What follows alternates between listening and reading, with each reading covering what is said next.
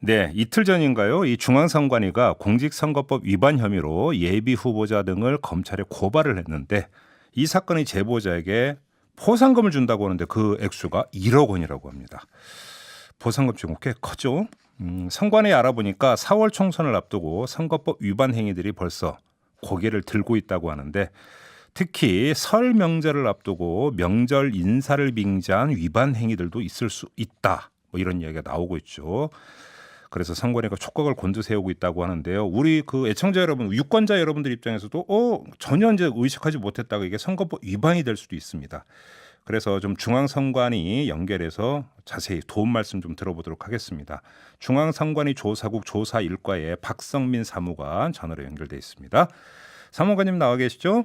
네, 안녕하세요. 네. 선거관리위원회 박성민이라고 합니다. 네, 안녕하세요. 네. 제가 조금 전에 이제 말씀을 드렸던 그 포상금 1억 원이 나왔던 이 위반 사례 있잖아요. 예. 이게 도대체 어떤 위반 사례였어요? 네, 이번 사안은 그 병원을 운영하는 이 부부 예정자가 그 소속 간호사들 시켜서 병원에 내원한 환자들한테 자기 명함 나눠주면서 이번 선거에 출마하실 원장님이다라고 선전하게 하고 오호. 진료를 보면서는 자기 소속 정당에 입당하면 진료비를 면제해주는 등 어떤 기부 행위를 한 혐의였습니다. 진료비 면제해주겠다는 얘기까지 했어요? 네네. 오, 그래요. 그런데 포상금이 1억 원, 상당히 크네요. 예, 좀 큰 편인데요. 네. 최대 5억 원까지 지급되니까요. 네. 예, 포상금은 보통 위반 행위가 얼마나 나쁜 건지, 제보 내용이 얼마나 완성도가 있는지 등 종합해가지고 자료 네. 지급하게 되는데요. 네. 적게는 수십만 원부터 최대 5억 원까지 지급합니다. 그럼 혹시 최대 5억 원을 받은 사례가 있습니까? 아직까지는 나오지는 않았어요. 최대 3억 원이 있었고요. 네. 지금까지 역대 최고 금액은 3억 원입니까? 예. 얘기가 이렇게 흘러가면 안 되긴 하는데 네. 그래도 궁금해서 이 세미 마포님이 질문 주신 거 하나만 짧게 네네. 대신 드리고 넘어갈게요. 예. 포상금도 세금 떼냐고 질문 주셨는데 안 됩니다. 애청자 여러분 참고하시기 바랍니다. 안 된다고 합니다. 네. 지금 선거법 위반 제보 많이 들어오고 있어요.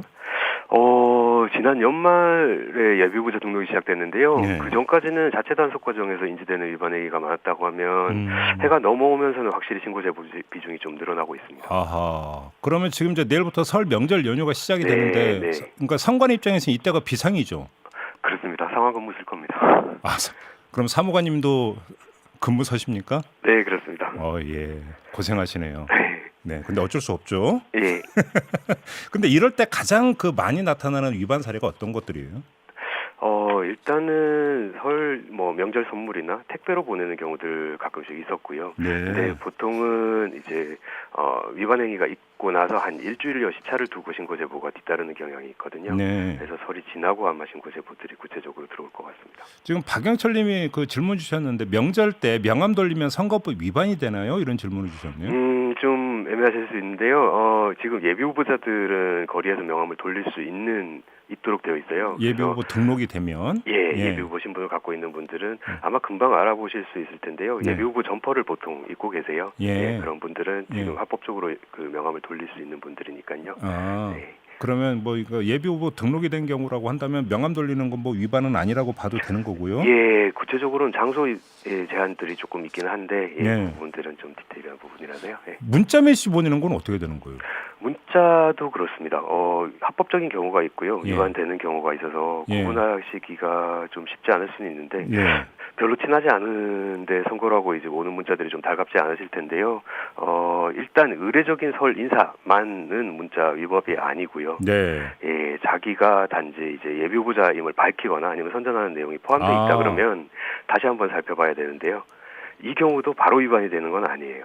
그렇습니까? 예, 일단 대량 문자로 전송된 건지 대량 문자라고 하면 앞에 선거운동 정보라는 문구가 기재되어 있는지 두 가지를 보시면 되는데요. 예, 그런 경우라고 하면 예비 후보자 같은 경우에 총 8회 이내로 보낼 수 있기 때문에 합법적인 거고. 선거운동 정보라고 이제 괄호 열고 돼 있으면 그거는 거의 이제 그 불법은 아니다 이렇게 봐도 되고. 근데 저 같은 경우도 요즘 문자 많이 받는데. 알지도 못하는 사람이고 그다음에 제가 사는 지역하고는 아무 상관없는 지방의 어떤 그 출마를 준비하는 분이 막 문자 보내고 이런 경우도 많더라고요. 번호는 어떻게 알았는지 참 그것도 궁금하긴 하던데. 명절 인사라고 현수막 걸어놓는 경우는 어떻게 돼요? 그 명절 인사 현수막에 후보자 이름이 들어가 있으면 위반입니다. 그래요? 예. 왜냐하면 그 의례적인 인사라고 자기가 이야기를 하지만 네. 이름 빼고 걸면 괜찮습니다라고 이야기하면 아무도 안 걸거든요. 그 얘기는 무슨 그렇죠. 의미냐면 예. 명절 인사가 진짜 하고 싶은 게 아니라 저는 이렇게 명절 인사를 챙기는 사람입니다라고 광고하는 게 더 목적이 크다는 의미거든요. 그렇죠. 예. 근데 지금까지 질문은 뭐냐면 예비 후보 입장에서 드리는 질문이고 사실은 네네. 궁금한 건 유권자 입장에서 혹시라도 실수하면 큰일이잖아요. 네네. 지금 과태료 같은 경우 최대 50배까지 그러니까 금품 받으면 50배까지인가요? 예, 그렇습니다. 그러니까 지금 그 주의를 해야 되는데 사실은 실수를 잘 알지 못해서 하는 경우도 있잖아요. 예. 가장 그 빈도수가 높은 실수라고 할까요? 위반 사례가 어떤 거예요?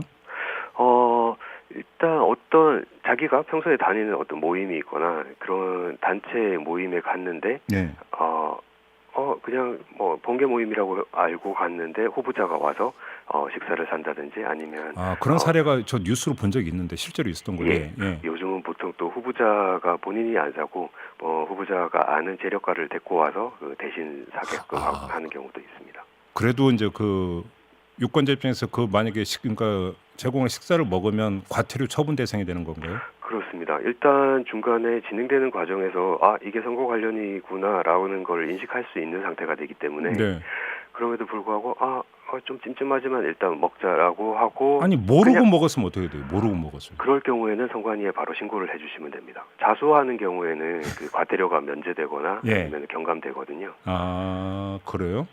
예. 그러니까 이제 제가 어떤 동창회라고 해서 모임에 나갔는데 네. 누군가 제가 한번 쏘겠습니다 했는데 그 입후보자는 아니었는데 네. 그 누군지도 모르고 그냥 그걸 먹었다라고 한다면 네. 내가 그걸 인식하고 먹은 게 아님에도 불구하고 만약에 걸리면 걸린다 이런 말씀이시네요? 그 부분은 저희가 과태료를 부과하기 전에 조사를 해서 선거 관련 인식이 있었는지 여부를 따져보게 되는데요. 보통은 그 모임 성격상 후보자 관련되는 거를 다 알 수 있어요.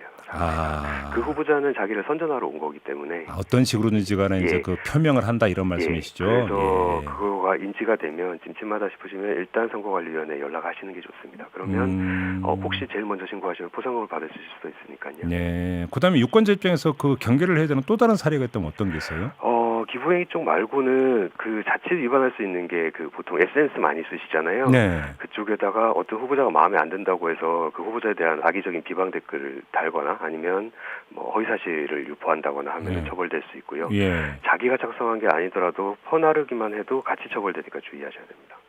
그럼 예를 들어서 제가 그 인터넷 포털이 내는 거 봐서 이제 우리 지역구에 출마하는 후보에 대한 관련 기사가 나갔는데 네. 그게 이제 그 후보를 비판하는 만약에 기사였다. 기사인 경우에는 그게 진실한 사실이라고 하면 또 허위 사실이 안 되는 경우가 있고요. 선거법 너무 복잡해요. 예, 복잡하시죠. 예. 근데 이게 좀 구체적인 장치가 어떤 선거의 자유와 공정의 조화 속에서 운영되도록 아주 세심하게 고안된 장치이기 때문에 좀 불편하시더라도 이해해 주시면 좋겠습니다. 알겠습니다. 아무튼 유권자 입장에 이건 좀 뭔가 불법의 소지가 있는 것 같아서 신고를 하고 싶으면 어떻게 하면 됩니까? 네. 저희 전국 어디서나 전화 1390번으로 전화하시면 되고요. 홈페이지나 모바일 웹으로도 신고가 가능하시니까요. 적극적인 제보 부탁드립니다. 알겠습니다. 자, 설 명절 연휴에 정말 깨끗한 연휴가 돼야 된다는 차원에서 한번 선관위 연결해서 도움 말씀 들어봤습니다. 명절 연휴에 그러니까 또 근무 서신다 보니까 고생하시라는 말씀을 좀 마지막으로 드려야 될 것 같습니다. 네, 감사합니다. 네, 고맙습니다, 사무관님. 예, 감사합니다. 네, 중앙선관위 박성민 사무관이었습니다.